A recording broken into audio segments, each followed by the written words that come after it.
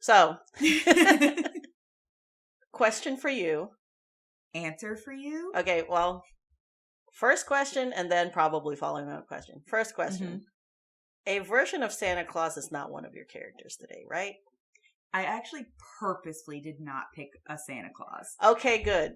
Because follow-up question. Should we do Santa Claus here in the intro? Any Santa Claus or all the Santa Clauses? All combined. An amalgamation. Oh, that's so much Santa. That's good well, Santa. There's too many Santas. Santa and that weird in-between, way too down-to-earth Santa. General American commercial Santa? Oh, that's the Santa you wanted it? Because I was about to be like, that's also the Santa Claus Santa with Tim Allen, who's a completely different kind of guy. Maybe this was a bad idea. There's so many. General commercial, like, not sponsored, Coca-Cola product to general commercial Santa? Or like... Oh, I don't know, just like Santa in your local kids' TV show Santa. No, still too... That's a lot of Santa still. There is a lot of Santa. There was a big problem with this prompt. Okay, so I think you can do the prompt if you just do like base what American children are taught Santa is. Like, don't take any specific reference, just like the base jolly old man, giant belly, white beard, giving out toys. Magically manages to do it in a single night. Yeah. That guy. Okay. We could do that. So not like titled The Jolly Elf. No. Because we can't make him an elf. He's clearly not an elf. Absolutely not an elf. I'm thinking Goliath.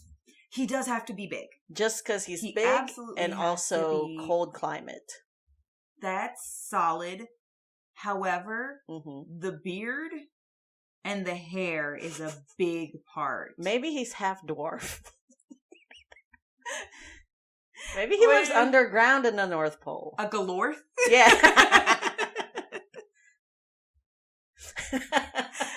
The tallest dwarf or shortest Goliath? You know what? I'm sorry, I have a reference. Do you remember in Charlie's Angels 2 when Bernie Mac was Bosley? And he was posing to get into like an Irish mafia type situation? Yes. And he had like a fake ID with like Paddy O'Malley or something. And he's like, you ain't never heard of no Black Irish? A Galorth is exactly what made me think of that. I'm sorry. I feel like my references are far too specific, pointy for a general audience. I'm sorry, party. Oh my god, the party's here. I do truly want to figure out Santa, but we should solidly start with like a hello. Yes. We came in hot today. I didn't mean to. I didn't think I didn't know what I was asking was like an essay prompt. I thought it was like a casual discussion. Much like my plant question, this snowballed. Oops. Pun intended?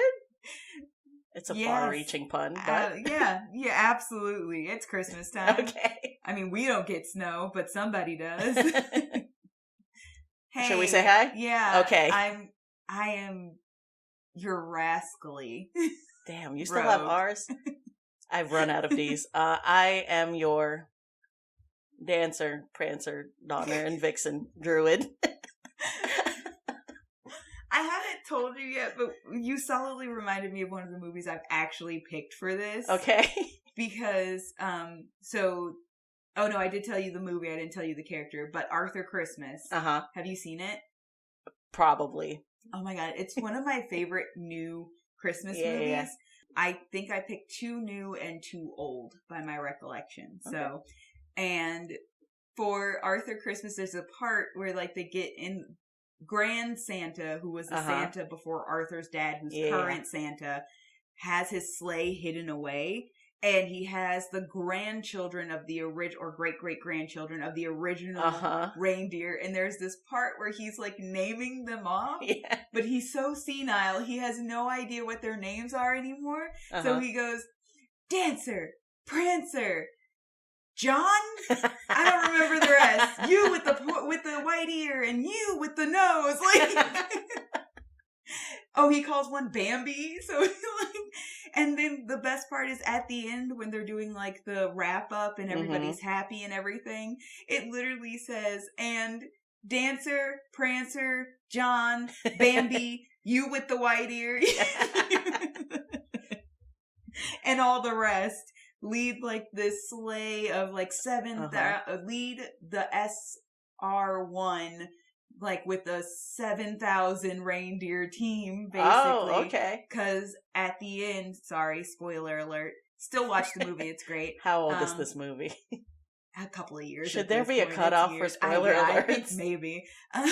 But at the end, Arthur basically takes the new way of doing Christmas and couples it with like the old classic idea of what we see as Christmas, because his brother had like updated. The sleigh is now this crazy like military like machine. It's got like the bottom has like these special panels of like camouflage that look like the sky. Brilliant. And so he takes like this crazy high tech machine and then gives like a thousands of reindeer control over pulling the sleigh. Oh man, it's been a minute. I should rewatch it. First, okay, two things.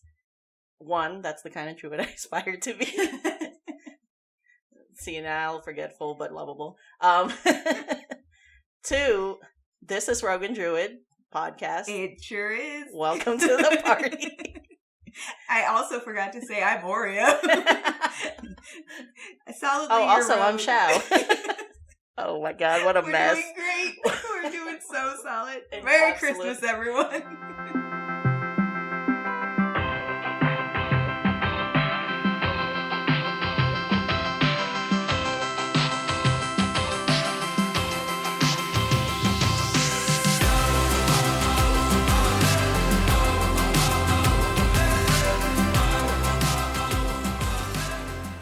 You know what? You don't get us at our 100 for a bonus episode. Absolutely. We have scraped together the remnants of our sanity for one single bonus episode. We had half a second of being like, we should say hello like we usually do, and somehow even that fell apart.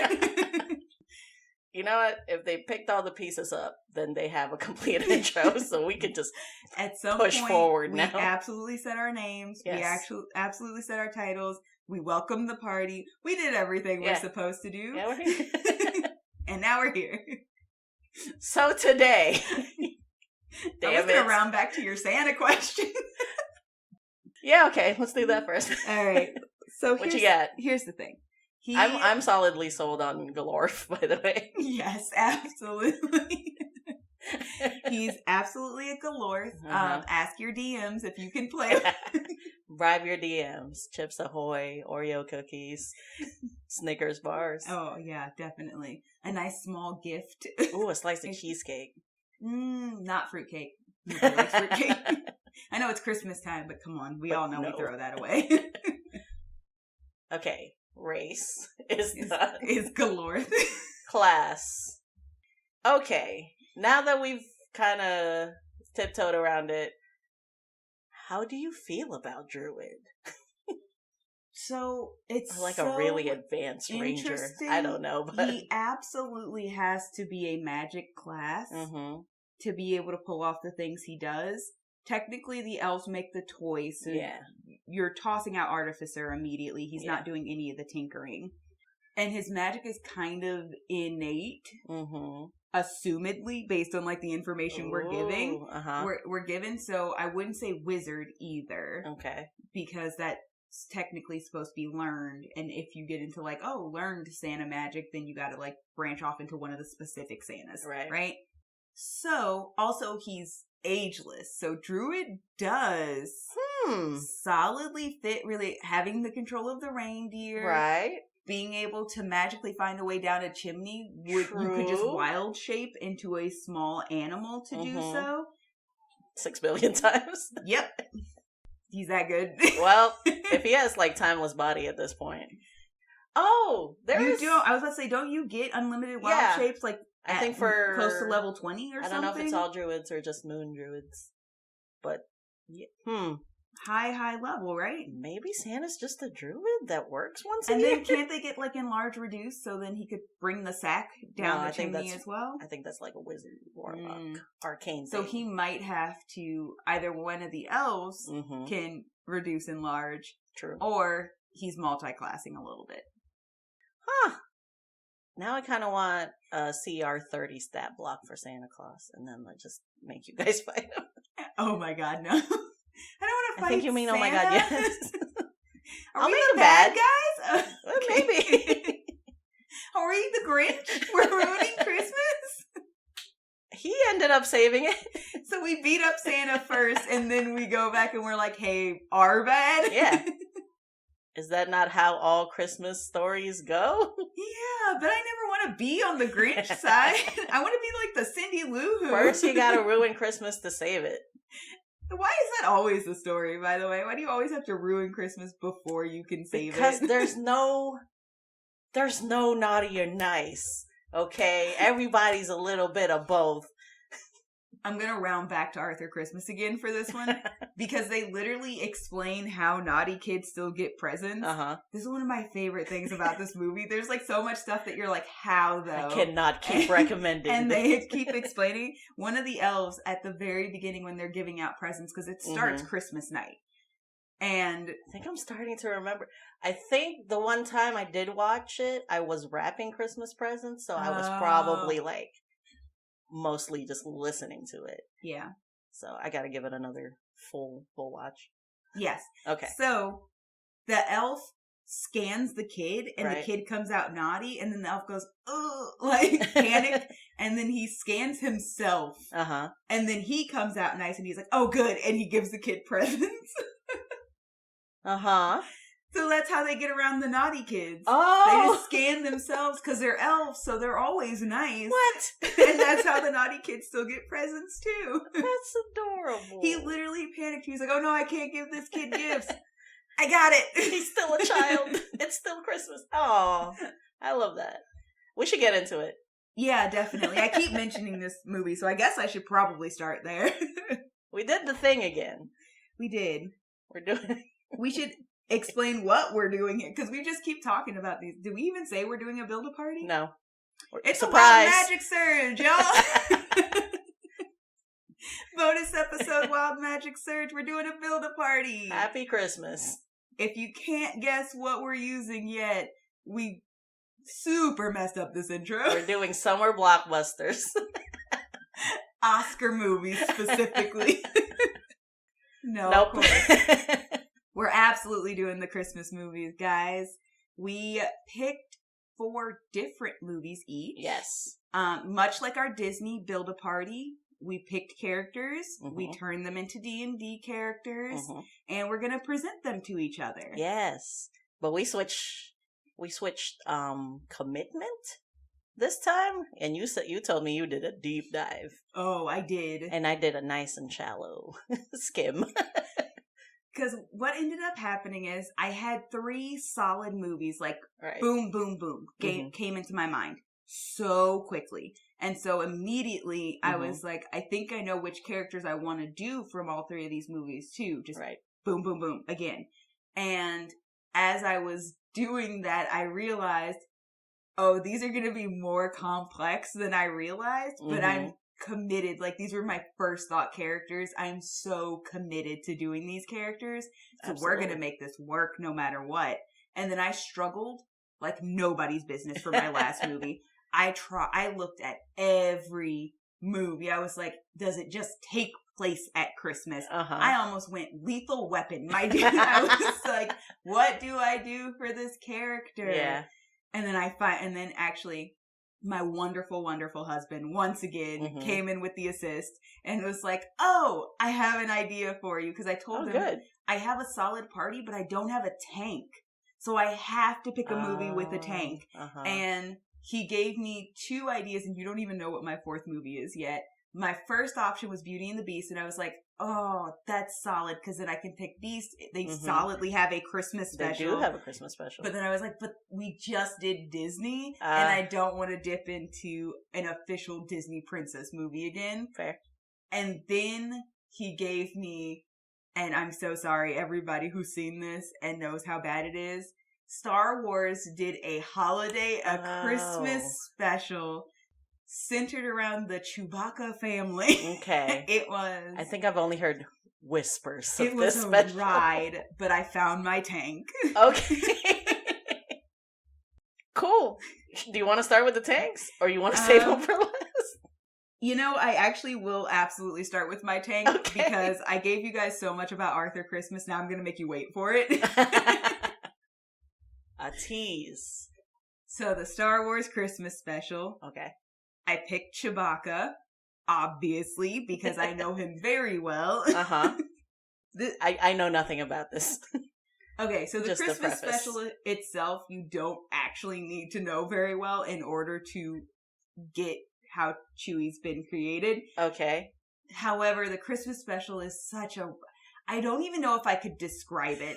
It centers around his family, which is already a weird choice. Uh-huh. Because it features some, like, the main cast, but, like, they're just featured. And it's this weird, like, holiday Christmas special that was done on TV. Uh-huh. Like, it's a TV movie. It just... I don't know how to describe this to somebody. That's all I can give you, other than, like, it features some of, like, the main cast or more, like, famous actors from the actual movie. It's his family. There's, like, musical numbers sometimes. How does the fandom feel about this special? Most people know it's a hot flaming pile of garbage. Okay.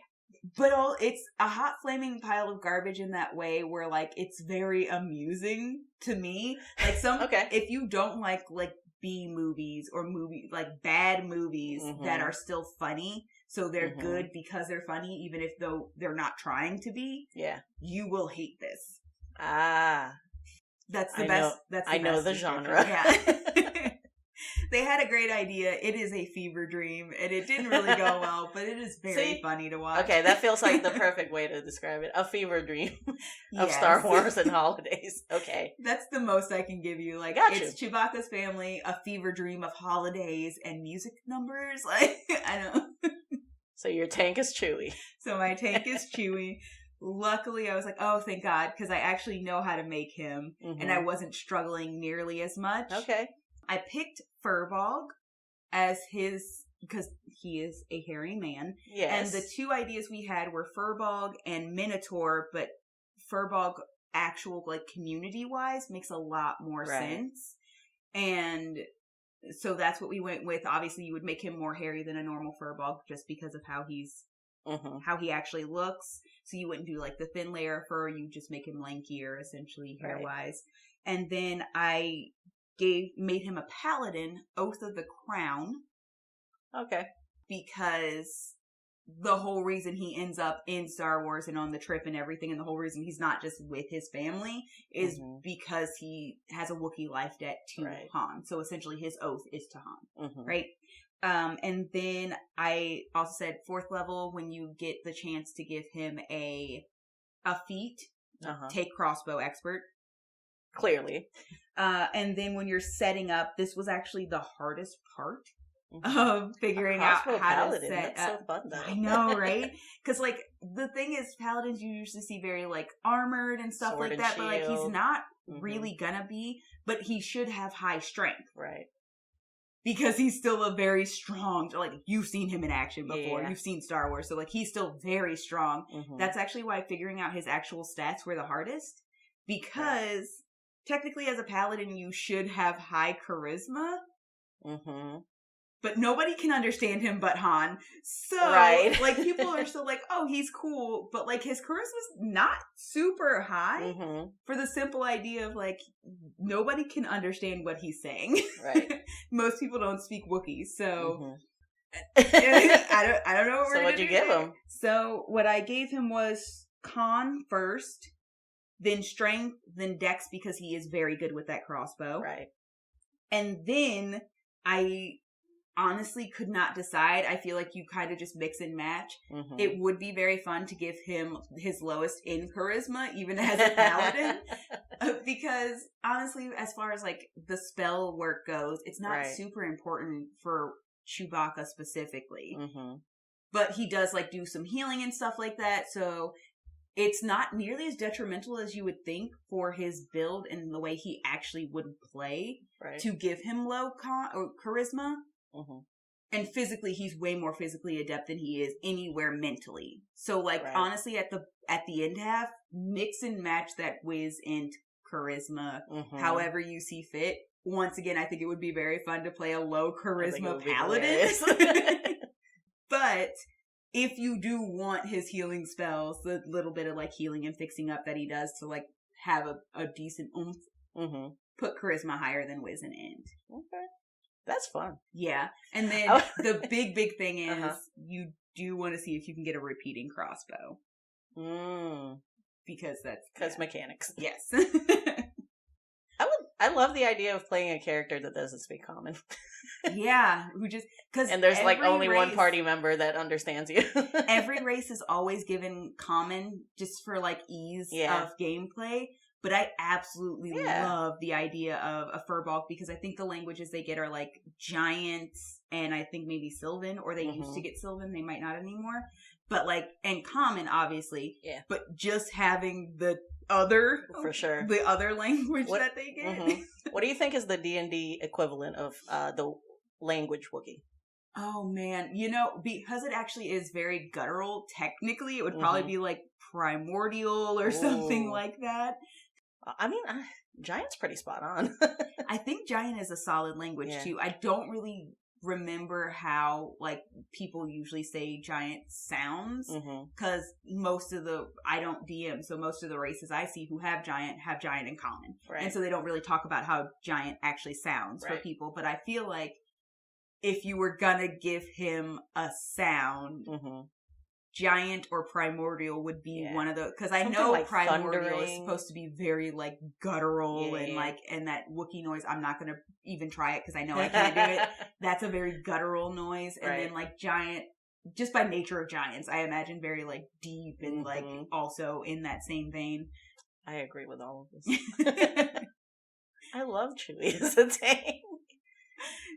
I love him in general, and that's why I struggled with the charisma thing, because like immediately I was like, it makes perfect sense because he does have high charisma, and then once again hubby DM was like, nobody can understand him, but he's so lovable. Like, he's lovable. You do love him. Yeah, he is an absolute gent. Yes.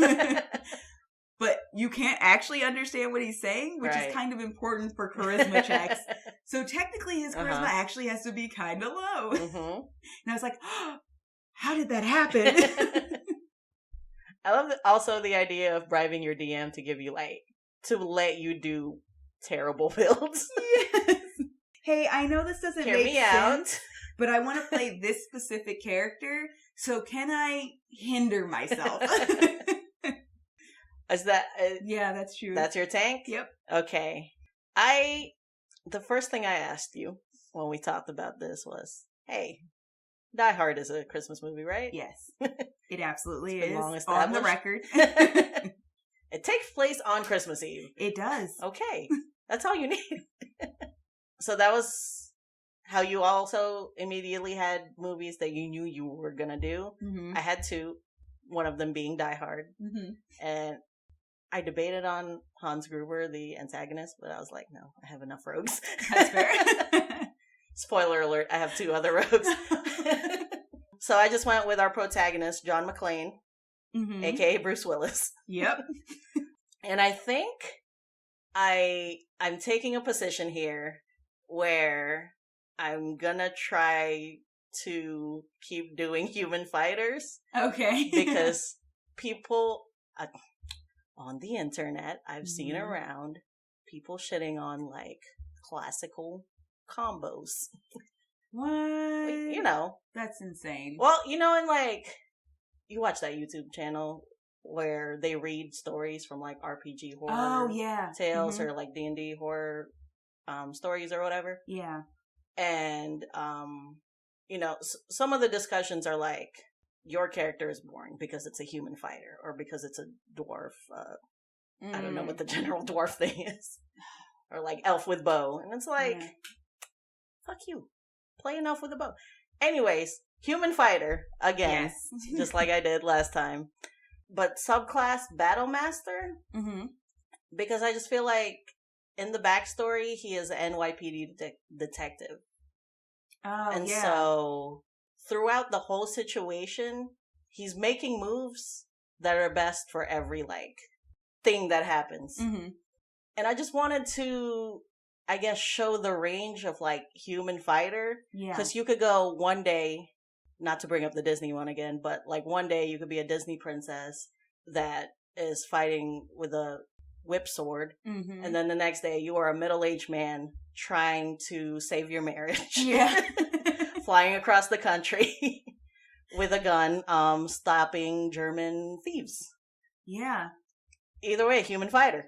Absolutely. I gave him background soldier. Because I think that's the closest thing we have to, like, a policeman, right?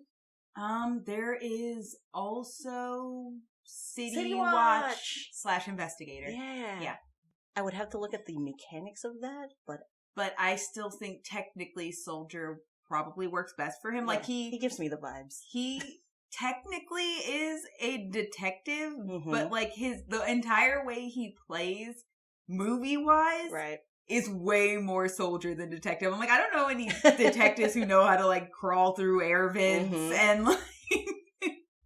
And also, did you know I only watched Die Hard for the first time like 3 months ago? Really? Yeah. Huh. I did not know that. I should have saved it for Christmas. I was like, people keep saying it's a Christmas movie, and I love Christmas, so let's go. Yeah. Oh, God, it's and very also, fun. Alan Rickman did. Oh, always. Oh. Did you mean that? I'm so sorry.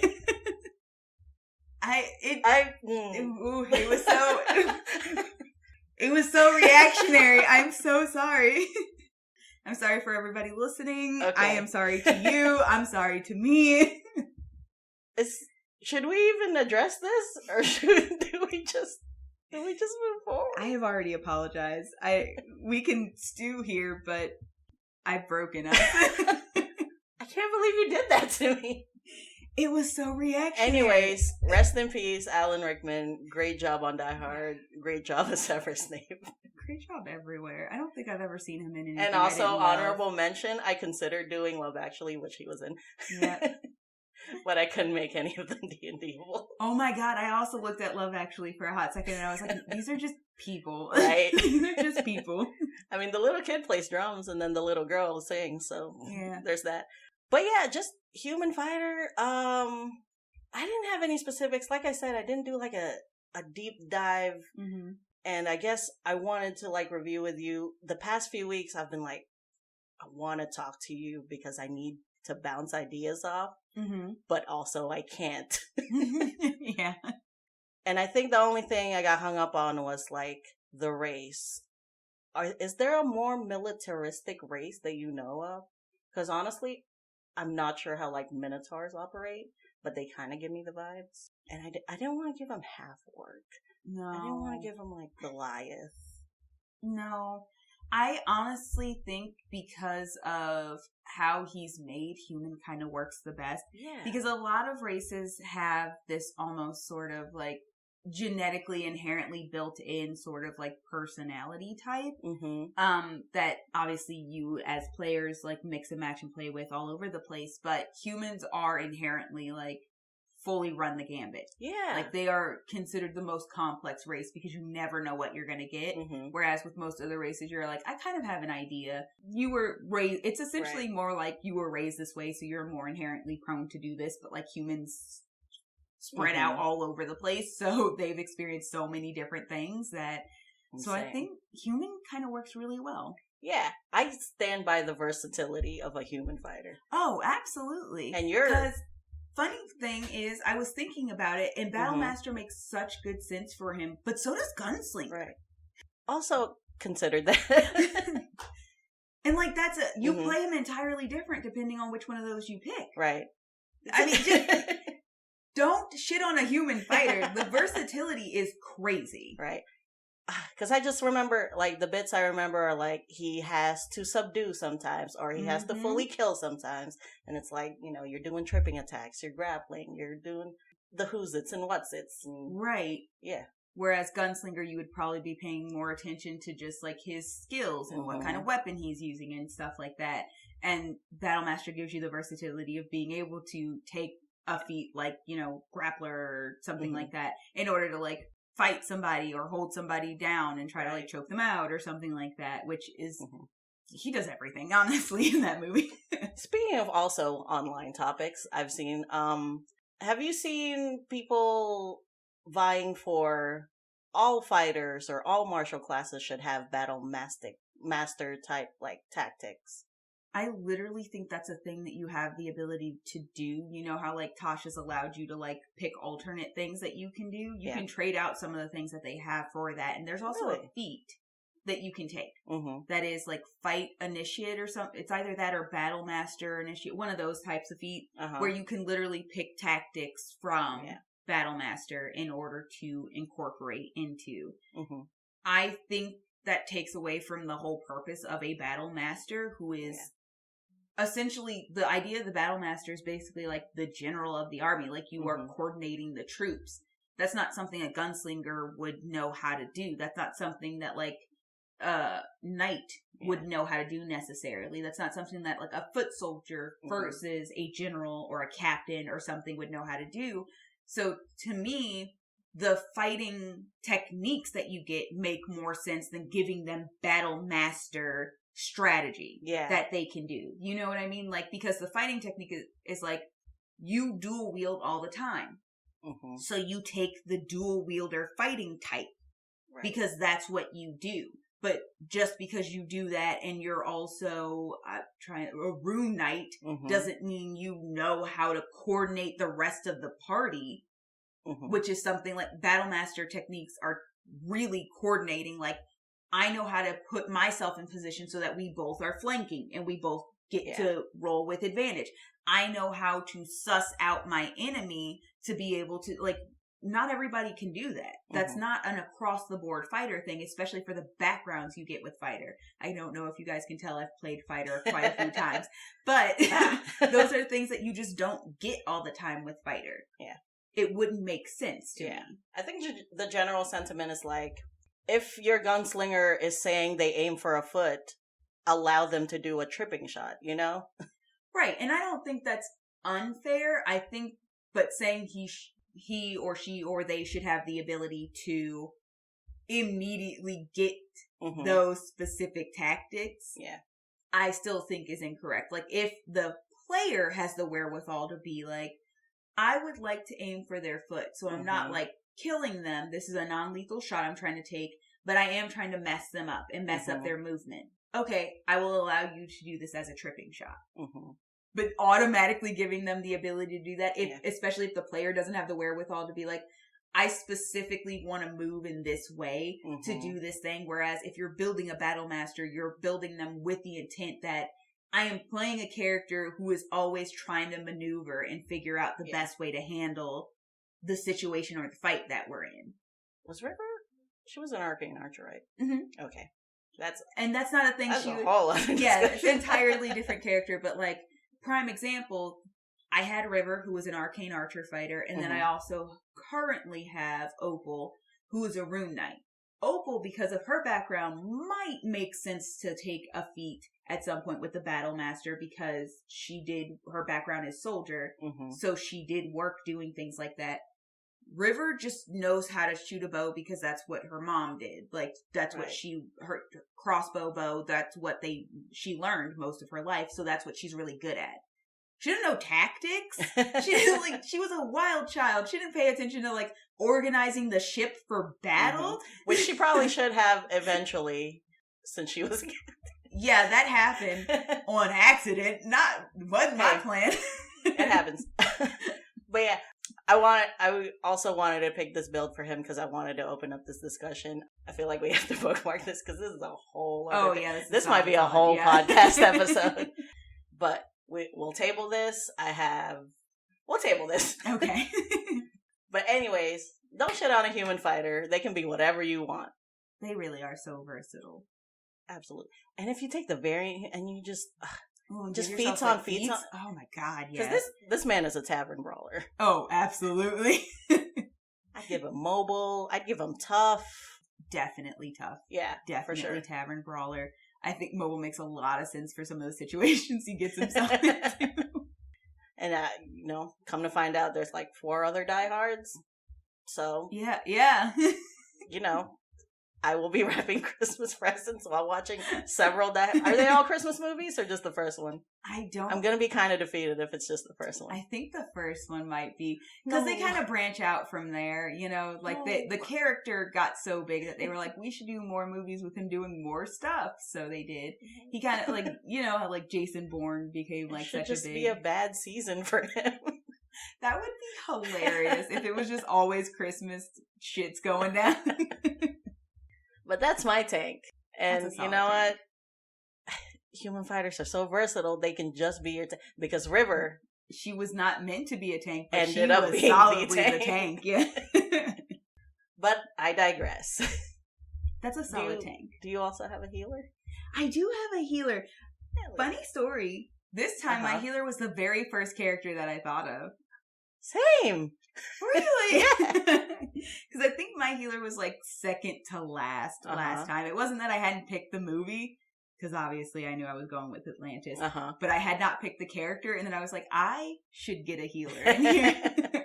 And also, just disclaimer, your parties do not have to be a 4 with a tank, a healer, and a ranged and melee DPS. No, this is just the easiest way for us to do this, format this situation.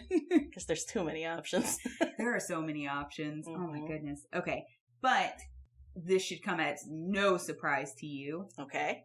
I picked Nightmare Before Christmas. Quelle surprise.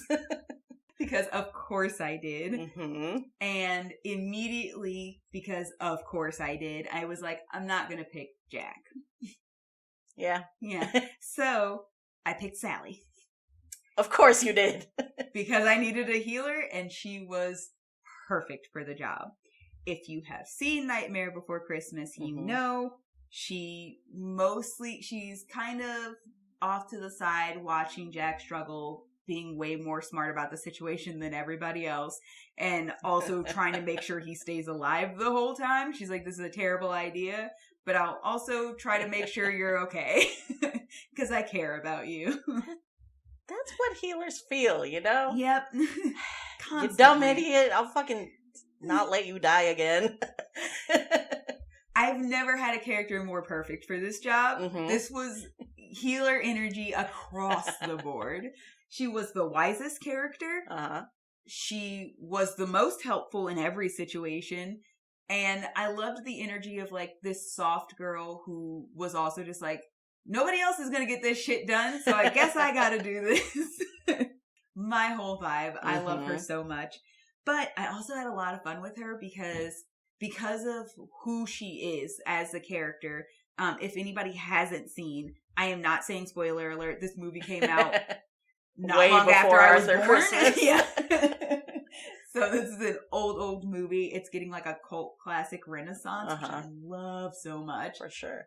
Definitely, if you haven't seen it, I obviously recommend it. It's one of my favorite Halloween Christmas movies of all time. That sounds crazy, but you'll get it when you see Our it. holidays, love child.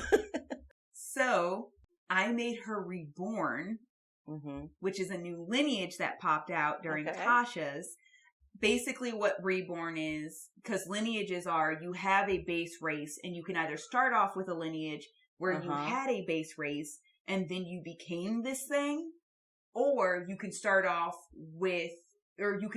as a race. So like, human, Goliath, dwarf, elf, something like that. And then something happens during the campaign and you switch from your base race into this lineage race. So they have Damphir in there, which is like the vampires that don't need blood technically. They're more controlled vampires. They have Hexed Blood, which is basically like kind of a fae situation, like you were cursed by a hag or your family was or something like that, and that gives like different play. And then Reborn is, and I picked this specifically because Sally is basically kind of like the Frankenstein-esque character in Nightmare, where she is basically a sewn together doll person. And so I picked Reborn for, because Reborn has options like, oh, you were human once and you have like clockwork pieces inside of you, you're pretty sure. Or you can feel like the stuffing, like you itch because you can feel the hay keeping you together, like stuff like Reborn is crazy. So that's what I'm learning. It's so very much. Interesting. I highly, highly recommend checking it out. All of them are very fascinating. I gotta read. It's right there on my bookshelf. I gotta read. Suggested so heavily. They are so much fun to play with. Obviously, Reborn made the most sense for Sally, and I basically picked the background of like she at some point might have been human, but she's basically been sewn together. Because she is sewn together from bits and pieces, and also stuffed with, technically not hay, she's actually stuffed with leaves in the movie. Okay. Because you see her take herself apart a couple of times, basically. Which is really cool, because she has control over the limbs once they're not a part of her. Right. And if your DM is cool, they might allow you to play with the ability to do that in a limited amount. Like, because I would definitely say, you don't ever see her do that from very, very far away. Right. One of the major moments that you see her do that, which is very integral to the movie, is when she's trying to help save Santa. So she unties her hands from herself, basically, and they go down and they try to untie Santa. But she's, like, in a drain watching it happen. So, like, maybe saying you have to have a visual of what you're doing in order to do it. You could probably just, like, reskin Mage Hand for it. Yeah, kind of. I did make her an artificer because she has most of what she does is potions and things like that. Like she also sews like jacksuit and stuff, but like, which is also very tinkery, which works for the artificer. But there's very specific moments where like she's doing things with potions to try to help situations. She like keeps putting to sleep the guy who made her by mixing him food and like putting in things to like help him go to sleep and stuff like that. She makes a special meal for Jack while he's like hard at work trying to become Santa. And when he opens the bottle, like a little butterfly illusion comes out. Like this is all very Alchemist to me. So I love how you have a specific scene for every feature of this character. And this is why. Can you tell I have seen this movie a million times? At least 1 million. So, that's why, so these are all things I solidly like. I very specifically built this character based on very specific scenes. I literally even played with the idea of maybe having you dip a toe into Divination Wizard. Like, very, very base. Like, first, like, base level Divination Wizard, possibly, because there's a singular scene, once again, there's a singular scene where she goes and is looking at, like, she's watching him do this, and it's at the beginning of her being like, this is a terrible idea, and she's, like, plucking a dead dandelion or, like, daisy or something like that, because Halloween Town, so nothing's alive, and she's thinking about like, oh, like it's kind of a he sees me, he loves me not kind of situation. And her dandelion turns into a tree, a Christmas tree, and then it catches fire and burns away. And she immediately knows how to interpret that, and she's like, oh no, this is going to end in disaster. Something terrible is going to happen. And then she spends the whole rest of the movie trying to stop it. No, you immediately, because you said you only need to dip a toe of like this sort of divination spell, it made me immediately think of, do you know the spell augury? Oh, I never think of that spell. I've never used that spell before. Augury. Yeah. Which I'm pretty sure is something you per my app, it doesn't tell me what kind of druid, it just says optional druid, so maybe you need like a specific type of druid to play it. It looks like it's mainly just a cleric class or a divine soul sorcerer. But I feel like if you're only drawing from the one moment, the one scene, you only need that one spell. Let's see. Cleric, knowledge domain, oath of the open sea. So it is a specific paladin and then also mainly cleric spell. But once again, this is one of those things where you could just Private See DM. if maybe your DM would let you have this. Like saying. I said, for the hands, I would say you would probably want to just have it like limited to a certain amount, like with the mage hand feet. Yeah. Because what she can do is a bit more than you, or not mage hand feet, but spell. You can do a bit more because she's literally trying to because she has two hands, she's trying to untie Santa from his bindings. So she can do a bit more than mage hand can. But if you just flavor text it or you have your DM set very like hard, fast rules, you have to see what you're doing in order to use those limbs apart from yourself. And you can only do it within this specific amount of space. Right. You can probably have that taken for you. And that would work really well. And then obviously if you can let your DM let you have augury, then that's even better. Yeah, be real nice to your DM for this one. You're taking a little tweak. Yeah, little tweaks here and there. But yeah, and then I gave her intelligence as highest, partially because of artificer, but solidly mostly because she was the smartest person in in everything that was going on.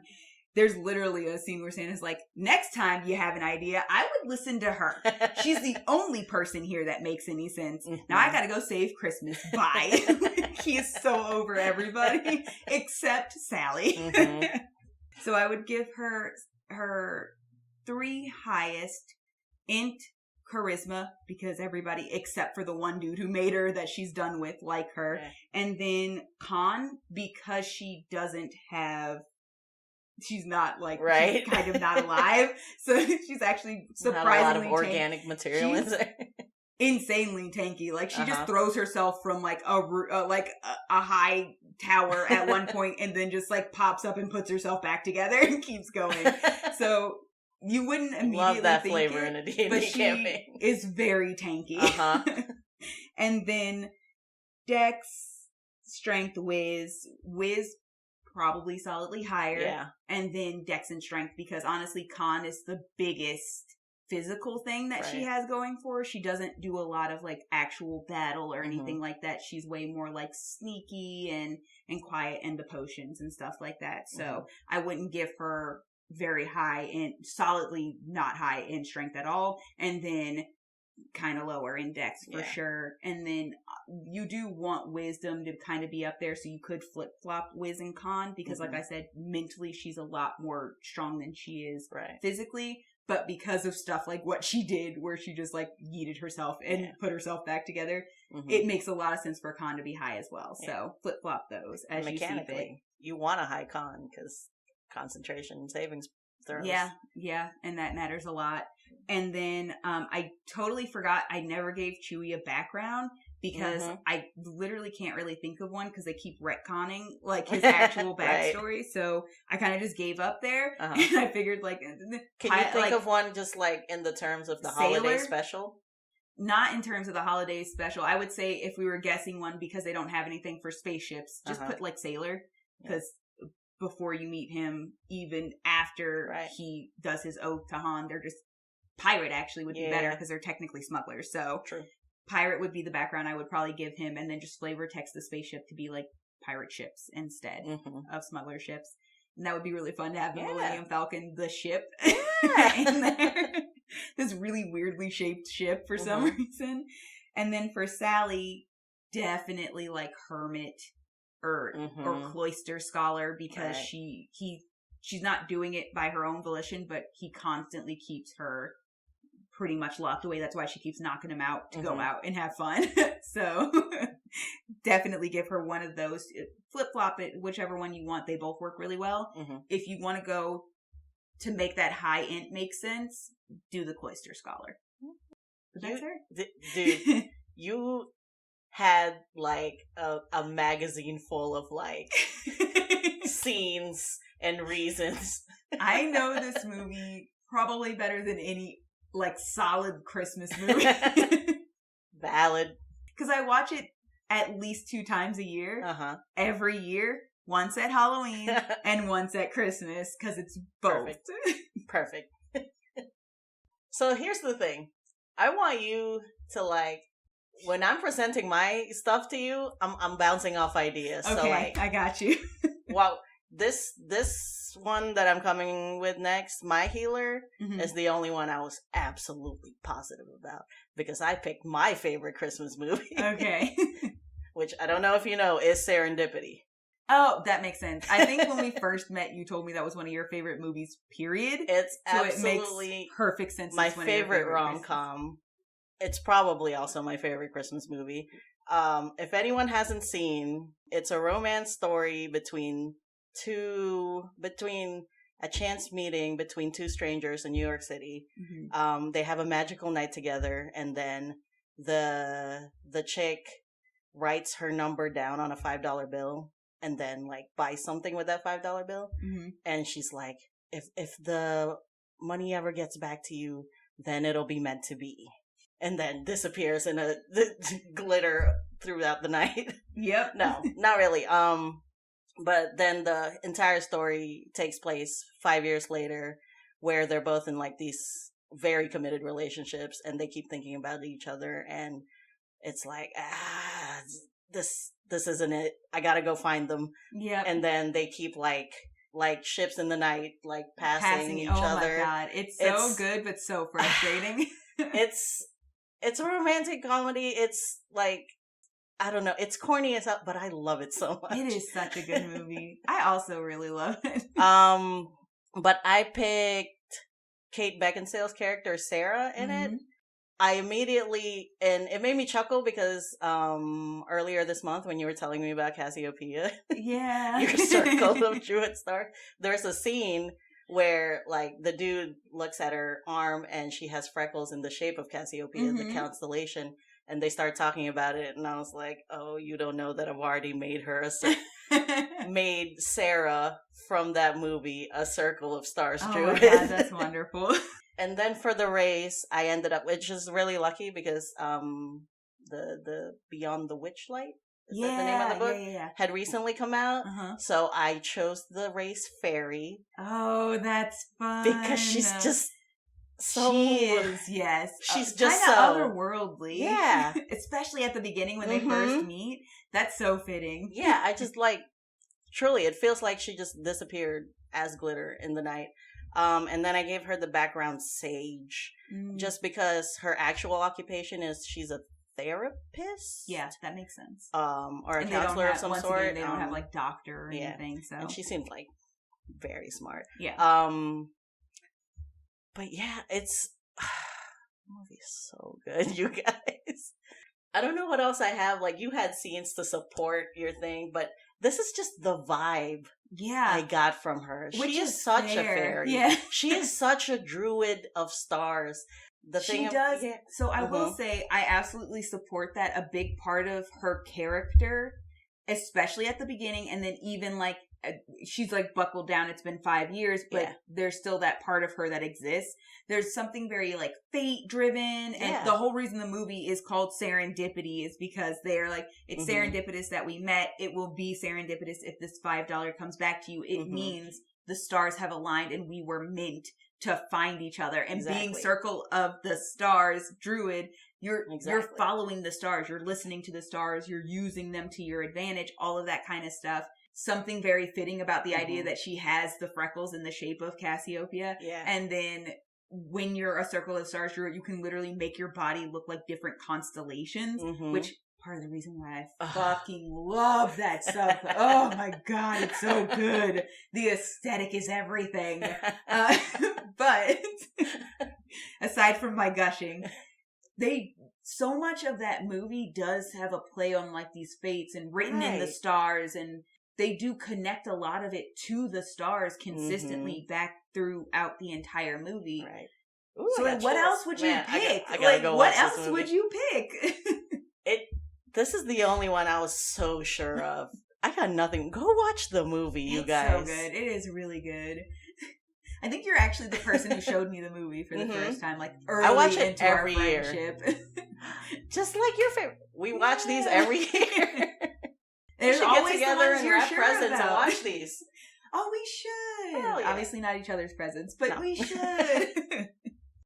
That's it. That's Sarah. Yeah. I feel that. I vibe on that so hard. Thank you. Solid choice. I really want to actually play her though. The fairy stats mechanically and Beyond the Witchlight, just the whole book Beyond the Witchlight. Fun fact: I have 2 fairy characters that I have not fully created yet, but I really love them. I can't wait. Obviously, this is a later date, but yes, Beyond the Witchlight. Yes. Ooh, so my vibe. A weird fae carnival. Oh, I am here for it. Oh, so excited. The second I found out what it was about, I was like, yes, let's do it. The new backgrounds. I considered giving her the background of Fae Lost just because it also the backgrounds so much. They are a lot of fun. Actually, I literally had to talk to hubby DM about changing Amma's background because, originally her backstory was that she was from a carnival and then the kidnapping and everything happened, and that's a lot of story, so I'm not going to tell everybody everything. But they didn't have any sort of carnival themed background, so when that came out I was like, finally. And I immediately was like, hey, I know you haven't read this book yet, but I always pre-order all of them because I am a slut for new backgrounds on D&D Beyond. They got me. I'm exactly that. Give me that sweet content. Yes. The new circle, borders that go around your picture and everything. I am exactly who they were marketing that towards, and I eat it up every time. But I immediately jumped into the book because of course I did, and looked into the races and the backgrounds and all of that good stuff.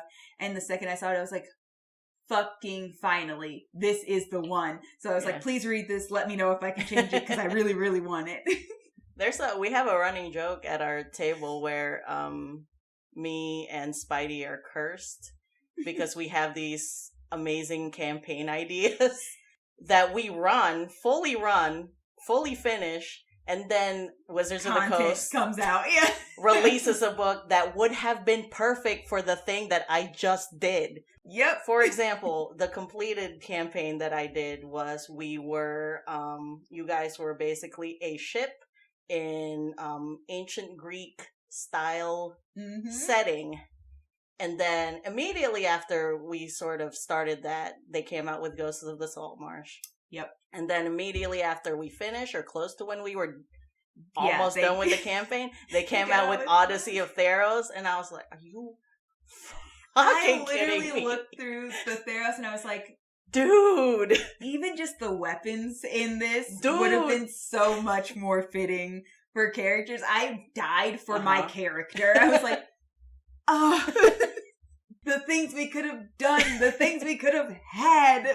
The people we could have been. And then the Beyond the Witchlight.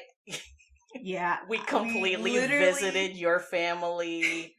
We visited my family. Carnival. We went to a whole carnival. We did my one shot in the interim, which was in the Feywild. And then they announced Beyond the Witchlight. We're cursed. And he was like, are you kidding me?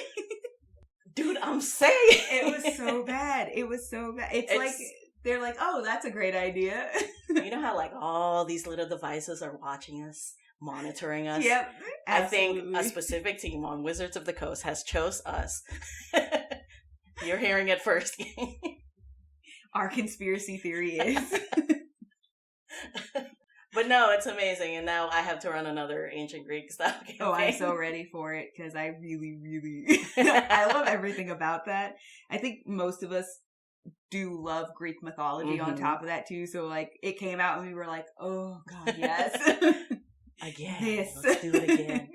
But anyway, that was a horrible segue. That's Sarah. Yep. From Serendipity.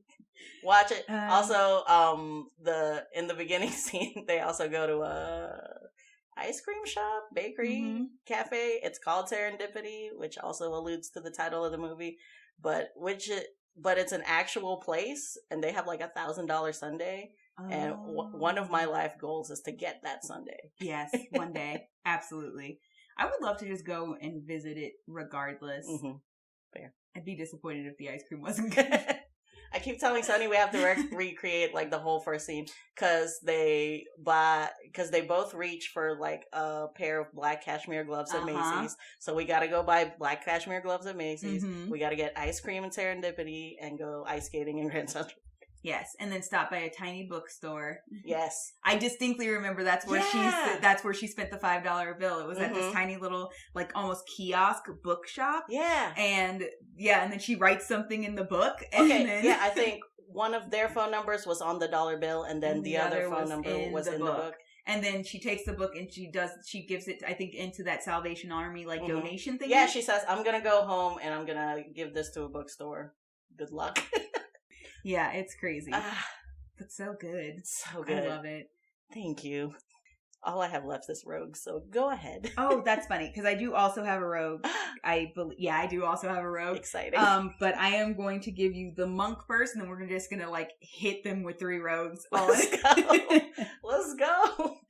So, this is one of the other 3 movies that, because apparently I wasn't joking when I said I was making you guys wait for Arthur Christmas.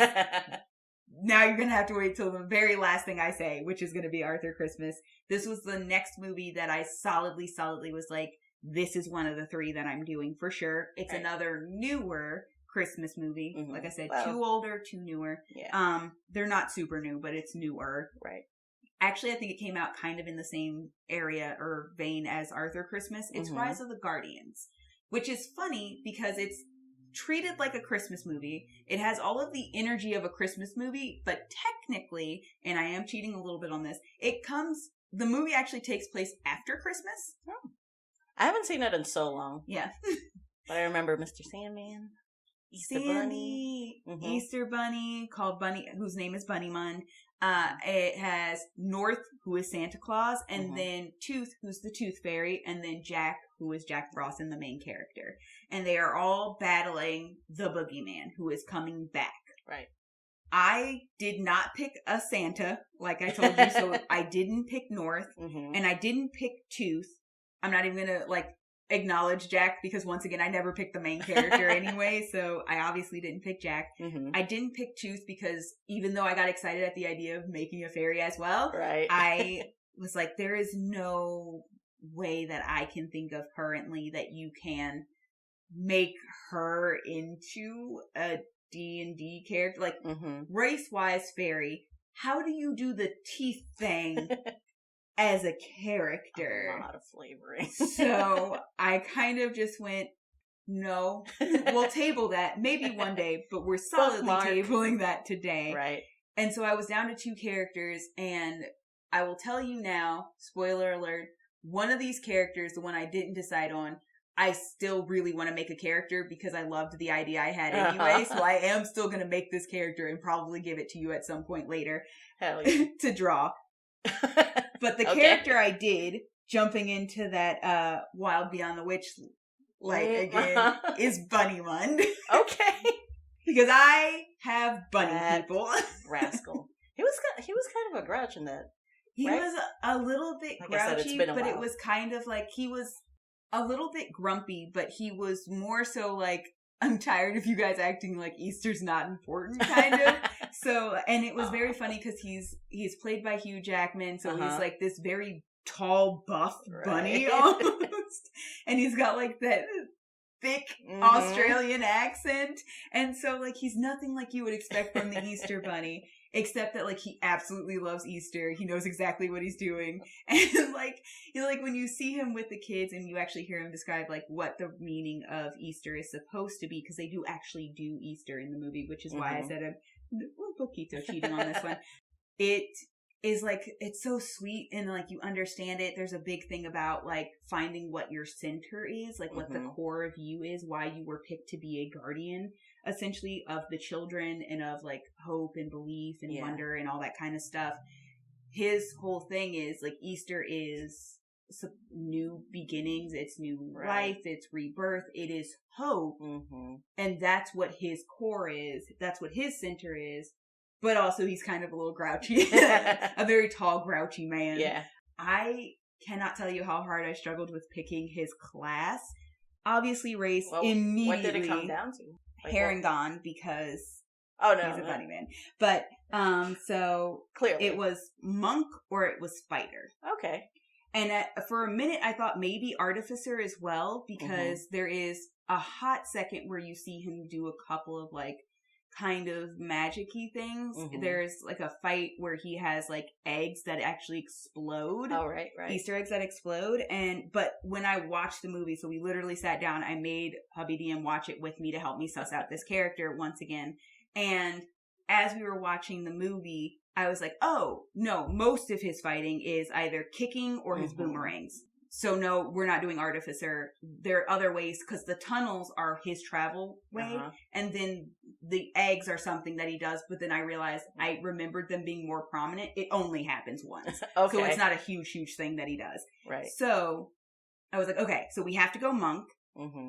I went Way of the Kinsei because the boomerangs are his special weapon. Yes. And that's then so fun. I had to make sure everything worked correctly. I had to give him feats in order to get the exploding eggs still, because they are still flavor for him. Did such and a then deep dive. Also, I had to do the tunnels, because the tunnels are a huge ability that he has. Santa has his sleigh, and he has these like ornaments that are like they're glass ornaments, and basically he says where he wants to go, and that's how his sleigh gets around the world. So like he'll throw the ornament in the air and it creates a portal, and then the sleigh goes through the portal. And that's how he gets where he needs to go. Tooth flies. She just flies really, really fast. And then Sandy obviously also just kind of flies with his sand swirl thing. And then Bunny so North and Bunny have very specific travel means. So his was the tunnels. He taps his foot and creates a tunnel, and he can just jump wherever he needs to go from the tunnel, which is also a very fun, a very fun thing that he does. So I was like, okay, 4th level, take Fey Touched. That makes sense for being a Herringon to begin with. And also kind of like just like the magic of Easter, you know, that kind of thing. But Fey Touched also gives you a spell that you can use to essentially teleport. It's Misty Step. And you just flavor Misty Step as to tunnels. be tunnels. And then at 8th level, because of how little he uses the eggs, that's why I flipped when you take these 2 feats, you want to take Artificer Initiate. Because then you can take a cantrip and a spell. 1st level spell and 1 cantrip. The cantrip is the most important part. I said take Magic Stone cantrip. It's technically pebbles. You imbue them with magic, and then you throw them, and they either hit and hurt for bludgeoning damage or something like that, some sort of damage. And then the magic is gone. The eggs are also one use because they explode, and then they're done. So just flavor text them as the exploding eggs. And then the cantrip will be the most important thing, which is also good because it's a cantrip, so you can use it a lot more than you can use a spell. And then for the spell, it doesn't matter too much what you take, because I mean, you could probably do some healing or something like that, but it's not super important because he doesn't really do anything else with magic other than the tunnels and the exploding eggs. So most of this is absolutely you have to pick 2 boomerangs for your weapon. He uses 2. And then you also want your skill stats to be probably Wiz first. Absolutely Dex after that. And then Charisma, because he was surprisingly well liked. Not just in the movie, but also the fan base for this movie. Is that right? He was very popular. Like I was trying to just look up scenes to find him, and there was all of this fan videos on YouTube about like him with different characters and like him in fan fiction. I was like, oh, he was popular. They went wild on him. I did not watch any spicy? Of those. I absolutely did not. I was shocked, and then I was like, this isn't going to help me. I guess we just have to find the whole movie. And that's how I sussed out his character. I was like, I just want clips, and then it was just like, oh, him being funny. And I'm like, I need the fight scenes, my dude. And then it was like, him in a relationship with whoever. And like, I was like, y'all are no help. Wow. So I made his charisma decently high. You tapped the deep vein of the I didn't know Guardians this was a thing, fandom. But Okay. apparently, and then obviously Khan's strength and int was lower because he does do some kind of stupid stuff a couple of times. So I was like, Wiz, he's wise, but not necessarily intelligent. So that's how I built that. And then I could not. I think you would have to make him some sort of like Fey Lost or something like that background because a lot of the backgrounds just don't make sense. And for most of the Guardians, it's a big deal for Jack in the movie, like, because he doesn't remember who he was before he became Jack Frost. All of the other Guardians are well aware that they were somebody else and something else before they became Guardians. Right. And none of them knew that he had no idea he didn't remember. Mm. So but they don't ever go into who else they were. It's just a big revelation for him plot-wise to find out, like, because part of the reason why Tooth was also hard is because, like, the teeth hold important childhood memories. Right. And they bring them to people when they start to lose their way or in their lowest moments and remind them of those things, the kind of things that you got from North, like wonder and hope from Easter and, like, you know, like your dreams from Sandy, like all of those things, they remind them of them to help them get by. Basically, that's why they keep the teeth, because at first you don't know why, so it's a little weird, and you're like, but you're saving these. And then she explains, like, and then she tells Jack, like, even yours, when Boogie takes all of the teeth and all of the teeth, the little mini fairies that she has in her army, her little army of fairies. And so, like, it's a really, like, sad, horrible moment for her. And she says, like, oh, I even had yours. And he's like, I don't have memories. Like, I was nothing. I was only ever this. And she's like, all of us were something before this. You didn't know that? And he was like, no. Who was I? And she's like, I don't know because I don't have your memories because Boogie took it. And that's how he gets really invested in, because he wants his memories back. I don't know how you would flavor that once again for D&D, but they don't go into detail. So you never find out who any of the other 4 Guardians were before they were. But they were somebody. Yeah. So you would either have to just accept that it doesn't matter that much, or pick something that makes sense why you might lose that at some point, like Fey Lost or something. Like, you wandered into the Feywild, you are who you are, and then, like, you don't really remember it, which is what it was at that point. So that's kind of what I was leaning on for him, because it was like, a lot of what he does is very magic and Fey-esque and stuff like that, like being the Easter Bunny. So, that's what we'll go with, because there's not much else there. That just sounds like a blast. And look at you taking advantage of all these new things that came out. No, I had such a blast. Is it time for our roguish finale? Have we picked rogues and druids this time? I didn't pick a druid. No? I thought I heard druid from you. No, I had a paladin, a monk, an artificer, and then I think we mentioned somebody could have worked a day as a rogue too, or as a druid too. But anyways, deep dive. I had trouble with the last movie. As you know, I ended up switching out the movies 5 minutes, 3 minutes before recording. But this next one, I was sure I was gonna do because it was very easy for me to suss it out, which was Home Alone. Kevin from Home Alone. Yeah. And I knew immediately, I was like, I gotta make that kid a rogue. That kid has sneak attack for sure. Oh, absolutely. And then the thing I want to bounce off of you is race. I haven't picked one. I know. The farthest I got was like, I'm thinking dwarf? There's something mischievous about him, which to me feels like a Fey race. Yeah.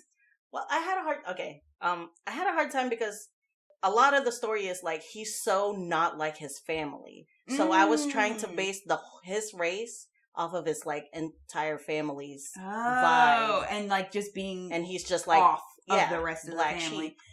His family is kind of like grumpy, so it would kind of make it like dwarf is very like down to earth. And I'm thinking like that giant house. These have got to be like rich people. Yes. Definitely. So that's kind of why I stumbled onto dwarf, but like again, I wanted to bounce this off. I would take dwarf. Dwarf makes a lot of sense for the rest of his family. If we were going solely based on him, absolutely not. But kind of makes sense for the character being like, why are you so weird? That's kind of like the path I went down, where he's not like what his race says he is. Yeah. And like a rogue dwarf, that's just fun. That is a lot of fun. Second idea, if we're doing another kind of a little bit more like hard and like working, like almost stodgy like races, something once again in like the giant territory, you know, like solidly like maybe a minotaur or like a half orc family or something like which would also be very, very funny, right? Having a half orc child who's just full rogue for some reason. It's just, and just the visual of just like a scampy minotaur setting up traps. Oh, absolutely.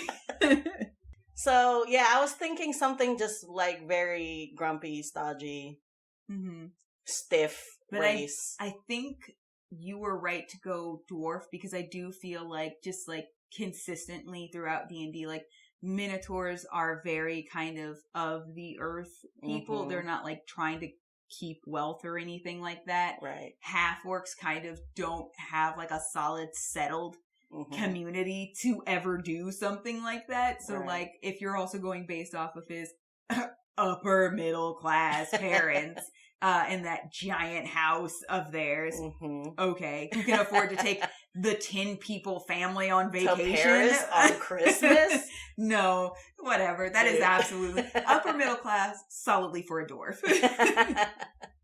Well, that feels good. That feels good that like the path I took makes sense. It does. And then also, I couldn't pick between. Well, I think I ended up going Arcane Trickster. Oh, also, no, yes. Yeah. There's also, I thought about Mastermind Rogue, but a lot of the Mastermind Rogue is like, it's way assuming more like roles, boss, like it just made me think of like when he like does the voices of like when he is playing that scene on the VHS for like the pizza boy and the burglars. I think you're right to say Arcane Trickster, though, because Arcane Trickster gets the illusion spell, which allows you to do like a vocal thing, which is basically what he actually did, which was just, I'm going to play this sound so it sounds like something terrible and scary is happening. I'm not doing anything on my own. Whereas Mastermind is like, I hear you and then I mimic what I'm hearing. Yeah. He was basically for fun mouthing what was happening, but like nobody could actually see him. Nobody thought he himself, the child, was doing it. So it is way more like the minor illusion spell or something like that, where, you know, like, ooh, scary noise over here. So I can sneak over there.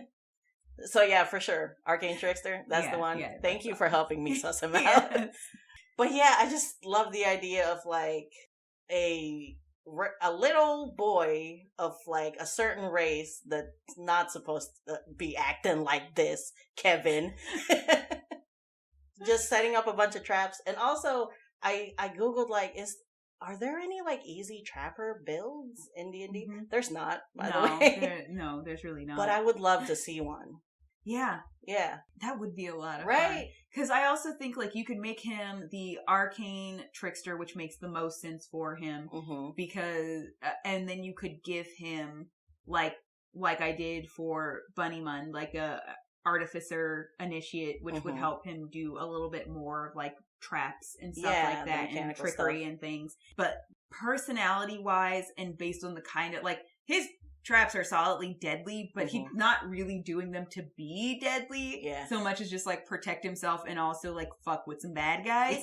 But they're deadly traps, which also seems kind of fitting for a rogue. Right. I don't think I've met a single rogue who hasn't accidentally killed somebody. The only thing I was so sure of was like the kid has sneak attack. Oh, yes, absolutely. Those burglars get hurt. The other thing I think is very interesting is actually magic. Artificer Initiate would actually work really well, or even dipping a toe fully into multi-classing into Artificer as well. Because I do think like he's a very cunning, intelligent, especially even for a child. So, like, Wiz and Int would be the two things you would put very high on his list. Versus everything else. And those are two classes where you do need to be dexterous, maybe, like, just for, like, safety purposes, because you're kind of squishy everywhere else. But your intelligence or your wisdom also need to be pretty high up there. I mean, as an arcane trickster, all of your spellcasting thingamajig, what's it called? Ability? Yes, spellcasting ability. Yeah, is intelligence, so, like, it's already going to be up there. So if you dip a toe in Artificer, it's like, you're already set for it. Right. So, yeah, and Artificer makes sense because he does a lot of, like, these mechanical things. Yeah.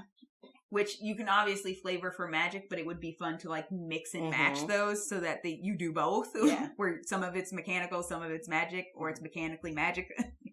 I don't know about other tables, but I know a lot of the times we forget about the stuff we have in our basic adventuring pack. Yeah. Like caltrops and marbles. Oh, and that would be huge for him. Yeah. Absolutely. Exactly. He would use those like nobody. He'd be the guy where you're like, I always forget I have these. And he's like, can't forget the basics.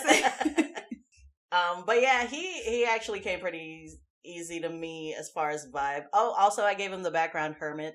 Yeah. Yeah. That makes sense. He's home alone. Yeah. Solid choice. Solid choice. And I didn't mean to have two rogues, but it just did happen. Yeah. Yep.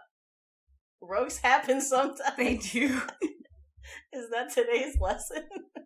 Honestly, this last character that I have, I didn't initially think would be a rogue, but rogues do happen, so. Alright. Lay it on me. We're finally at Arthur Christmas, which was, funnily enough, despite me giving this to you guys last, the first movie that popped into my mind when you said Christmas movies. I can't believe it wasn't Nightmare Before Christmas. It was literally right after that. Okay. So it was Arthur Christmas, Nightmare Before Christmas, and then I was like, what's another one that I enjoy? Rise of the Guardians. Yeah, I can do that. And then as I was watching, I was like, oh, technically this doesn't take place at Christmas. It's okay. Santa's in this. Santa's in it, and you got Winter Guy, so. Yeah, this counts. But so when I first watched this movie, I think it was like a year after it actually came out on Netflix, which, excuse me, Netflix, rude. It's no longer on there, so it was very hard to find this movie to watch. I was very upset. Watch it this year. I know. It better come back, Netflix. We're talking to you. What happened? I don't know, but I was so heartbroken. I was like, was it a Netflix film? No, it's not a Netflix film, but it was one I saw for the first time on Netflix, and I literally had seen it for like months leading up to me finally watching it, and I was like, how dare? So I was upset, and then I finally figured out where it was and how to watch it, which thank God for that. But I didn't want to do Arthur, and I didn't want to do any of the Santas, mostly because Arthur is actually kind of difficult to suss out. Yeah. Like, he's the main character, but for a D&D character, pretty difficult to suss out. Yeah. And I didn't want to do any of the Santas because I had already made the decision I wasn't going to pick a Santa. They're hard. So they are also hard to do. The only one that I found that wasn't that hard was North. Because if you watch Rise of the Guardians, you're like, oh, actually, most of these characters can vary. Tooth is the hardest one to figure out, actually. I had stuff sussed out for everybody else. I totally forgot to tell you, Sandy's the character who I figured out, and I'm going to do a character out. I process of elimination. Super excited. But, so I wasn't going to do one of the Santas, and so immediately, and I think what actually happened was I thought about Arthur, and I was like, I don't know how I make him a character, and then immediately I went, I'm making Bryony. Bryony Shelfley is the elf girl who accompanies Arthur and Grand Santa on the sleigh to deliver the gift that was missed. And she is my favorite character out of everybody. And she, my God, her little Irish accent. She's so, rapping division. I love her so much. And when I first made her, and this was a problem I ran into because I was like, am I going to end up with two fighters? Because at first I thought Bunny Munn would be a fighter. And then I also thought she would make most sense as a fighter. No. The more I thought about it and the more I watched, I was like, she's not necessarily aggressive. She is way more defensive fighting, and she is way more dexterous and sneaky. And I was like, she's gonna be a rogue, huh? We're gonna have a rogue again. And so I ended up first I picked Rock Gnome specifically. Obviously, all elves are actually gnomes. All Christmas elves are gnomes, guys. And a lot of what she uses and a lot of what she does is very like tinkering items. Like they have the ho-ho, which is that like high tech like GPS and like sneaky system that like lets them like lure kids into thinking like there's not something going on. It's just like a car in the distance or something. Like all that good stuff, which is the ho-ho is very fun and a very fun tool. I love how they like high teched up Christmas for this movie. It was a lot of fun for me. But because she does some tinkering and she's rapping division and she does a lot of rapping and stuff and she does have the ho-ho, I picked Rock Gnome partially because they're the most tinkering gnomes, but also because they do actually get this tinker racial ability. Right. Which basically means you can have a certain like tool or something that you've made, like a toy or a music box. Obviously, you're asking your DM if you could have a ho-ho instead. And that's where we were leading to there. Because, and obviously you dumb it down for a fantasy setting or like steampunk it up for a steampunk setting or whatever you're doing. But it could be the tool that you already have readily available and made. And basically it just kind of like does like flashing lights or like has like a compass attached or like simpler versions of what the ho-ho actually does, right? Yeah. And then, obviously, because I realized she was solidly going to be a rogue because of that high dex, I made her a scout rogue because she's not really so much about, like, fighting. Right. She is kind of, like, the wisest and, like, the most, like, navigationally sound person on the team of this weird trio, which is in and of itself its own little D&D party of misfits. And her big thing is the rapping, so I really wanted her specific weapon to be whips. Oh. Because as she's fighting, she literally uses wrapping paper and tape to fight. Yeah. Because she doesn't actually fight. Like, she doesn't have weapons. So, like, there's a time where they're trying to, like, get away from, like, some lions. So she, like, wraps a lion's head in wrapping paper or, like, tapes somebody up. And, like, she gets, like, yeeted from the sleigh at one point and she uses the tape to go and, like, stick it to the back of the sleigh. So she gets, like, flung out, but she's holding on by the tape. So I was just like, this is big whip energy across the board here. And then obviously, as a rogue specifically, these are kind of important things because you get those, like, expertise skills. You get a lot of skills. Things like sleight of hand, stealth, acrobatics, investigation. Those are the big things you would want to take for her. And then you would want to actually give her dual wielder because she would wield the two whips like she does the tape and the wrapping paper. And then that would be your 4th level feat, dual wielder. For sure. And then, obviously, like I said, get the whips. Absolutely get the whips.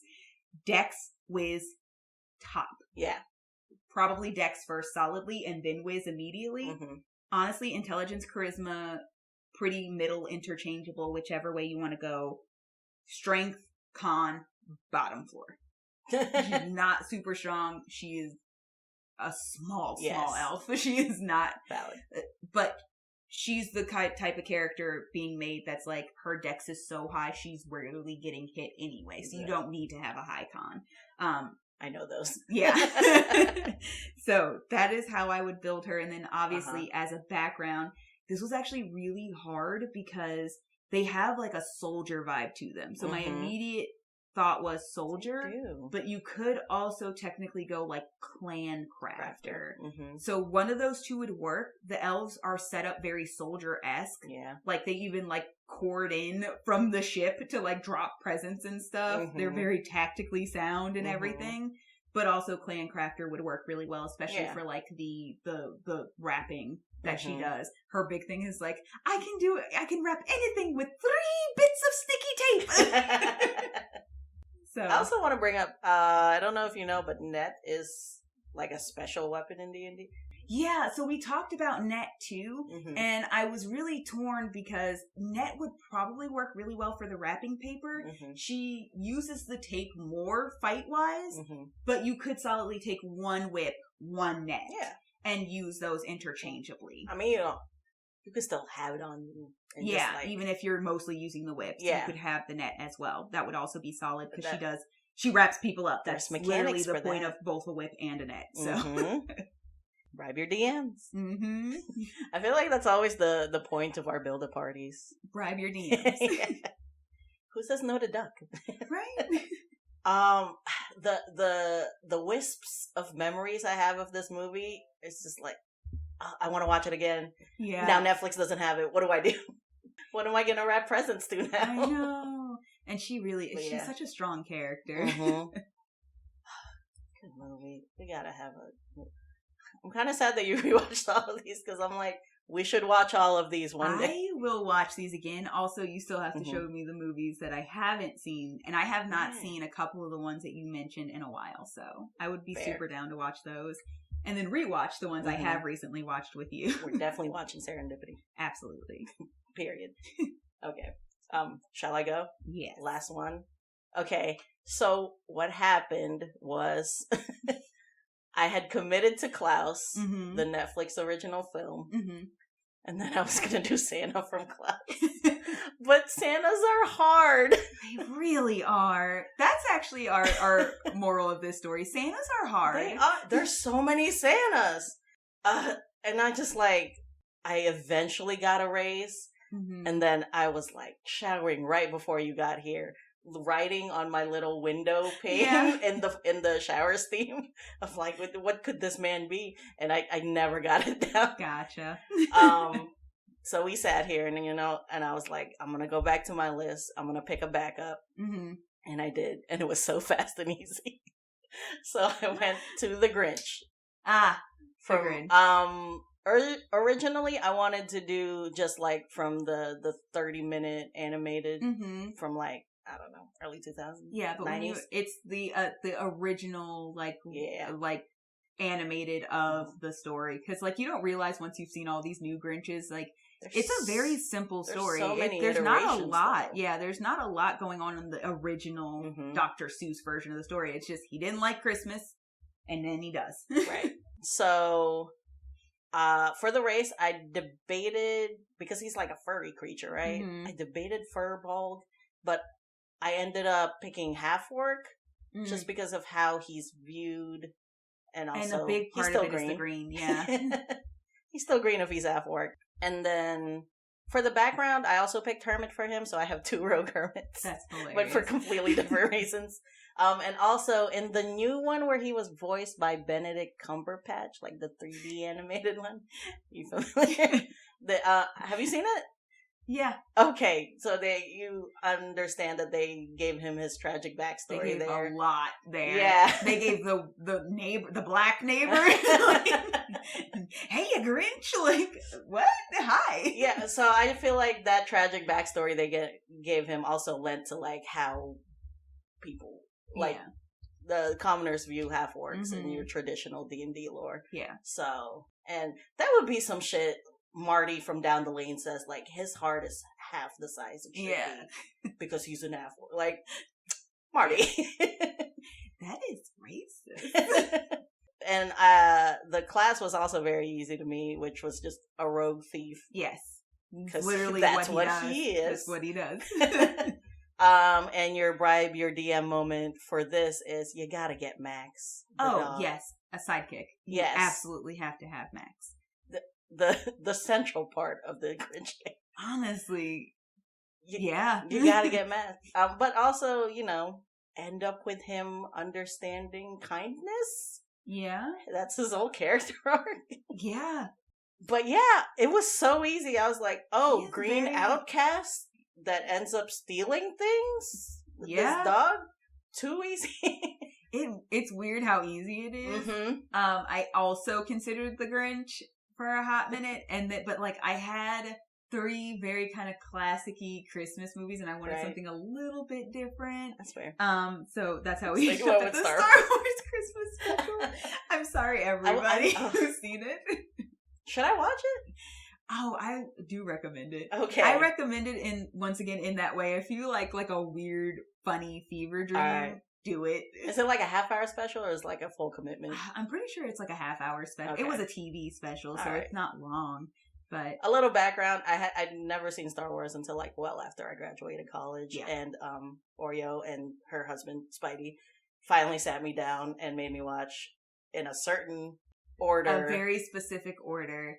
I'm actually honestly more for just like having you watch it in classic order, which is the 3 that are technically not the prequels, then the prequel 3, then but he does not, he skips 1, which is fair, which is absolutely valid and fair. Because it doesn't really have anything to do with the rest of it. It just gets you Anakin and that's about it. But yeah, so I was wondering, like, well, you recommended I don't watch 1 at all, so should I even watch this? But it's not like one where it's like you can watch 1, but like be prepared to like feel like this doesn't really do anything for the rest of the Star Wars story as a whole.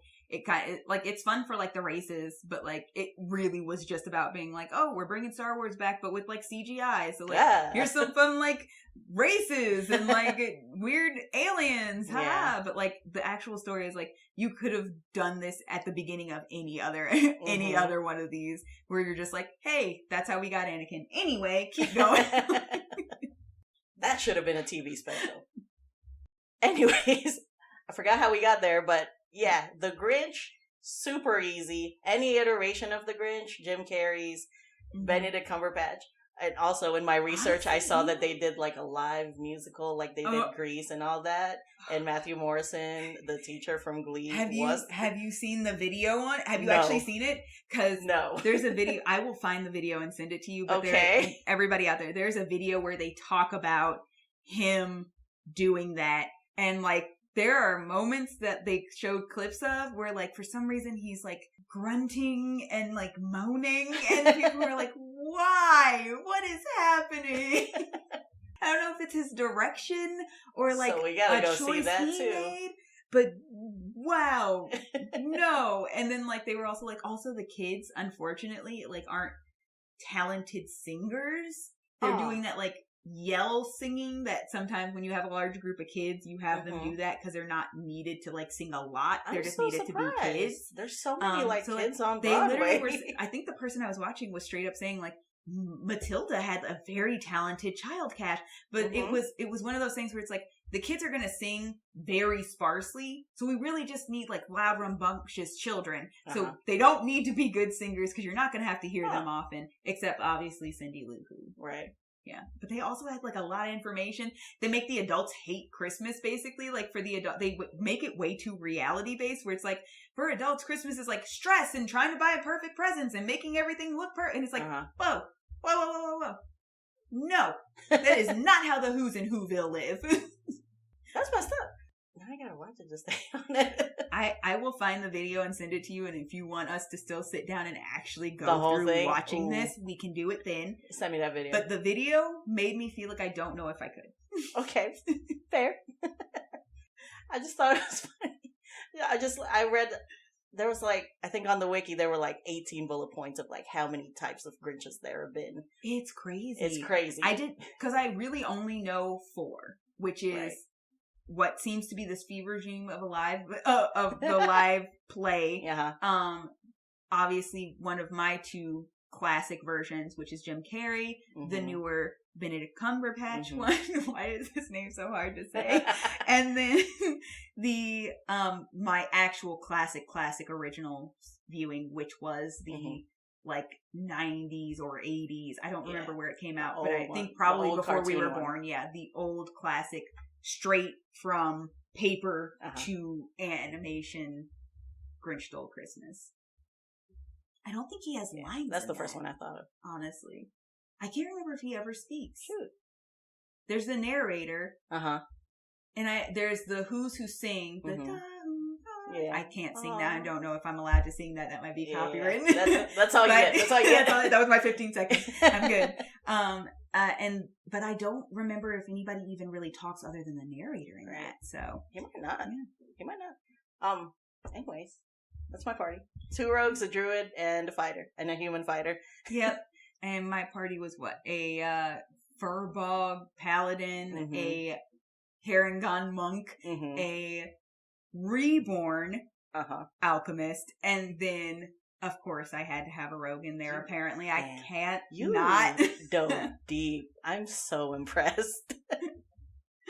I was surprised because the first time we did this, I was solidly the lazy party. I was just like, boom, boom, boom. It happens. That's what we're doing. And then somehow, as we were going through, it was Bunnymun that really hit that, where I was just suddenly like, but you got to take this feat, and you got to do this, and you got to do this, and this background works the best, and boom. Like it just my little like notepad that I have on my phone that I was expecting to be sufficient got so thick so quick, and I was like, what happened? That's Christmas, baby. I feel like we went way harder today. Oh, than we did Disney. We absolutely did. This is Christmas. This was serious business. So we had 2 lessons? Yes. Santa's hard. Santas are very hard. And avoid Santas at all costs. Avoid Santa. What was our second? I don't even remember anymore. There's many Grinches. Don't count out human fighters. Several lessons, actually. Yeah, actually, we talked about a lot of lessons. No, I feel like we had like a whole... It was a very specific thing, and now I can't remember. It's gone, dude. Yeah, don't count out human fighters. Santas are hard. Don't forget to love each other. It's Christmas. Yeah, absolutely. We mean for this to come out on Christmas Eve, so Merry Christmas to anybody that celebrates it. Happy holidays, happy Hanukkah, happy Kwanzaa. All the good stuff. I'm not super up to date on those dates, but hopefully they were great, or are great, or will be great. We hope all of your holidays, however you celebrate them, are wonderful, filled with love and laughter, good people, good food, presents if that's your vibe. Our regularly scheduled program is going to be a deep dive about holidays, so yeah, the talks aren't over, gang. They are not. The holidays aren't done yet. No, I don't put up my Christmas stuff until like we're knocking on like President's Day. That's fair. I love Christmas. This was so much fun. I was really nervous because I was struggling so hard when we first started this, but this was a lot of fun. I really enjoyed making these characters. And now I have other characters in the bank. I love the deep dive. Next time we do a build a party, we both have to do, like, we both gotta show up. We both gotta get on this. I don't know what happened this time. I feel like I took all the easy routes. The Grinch is so easy. I expected to be able to go harder on Disney, and then you were gonna go harder on Christmas, and somehow we did the opposite. Hey.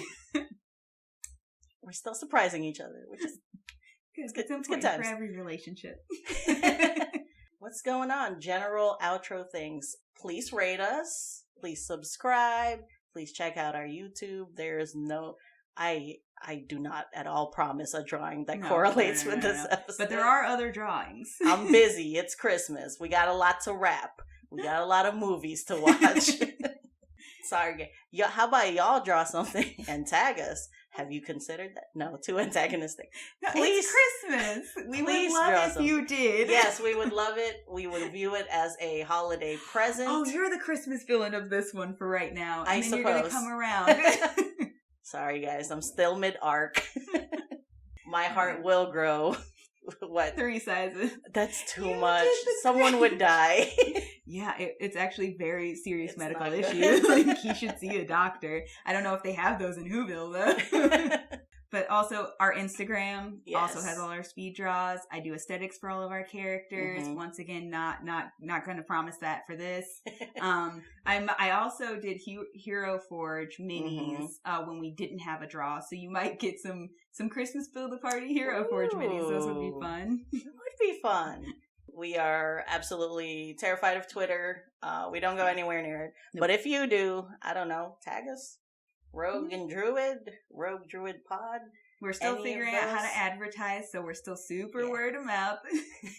So please, word your mouths. You didn't like that? It was weird, man. Are you tapping out? I wanted a Christmas themed, it's time for me to go, but also I am some sort of R word rogue Oreo, but all I had was, I didn't. I said I didn't. I am wrapped up in a bow at this point, ready to be done, rogue. Oreo, I'm enjoying Christmas this year. I'm still your Donner. Dancer, Prancer, Bambi, John.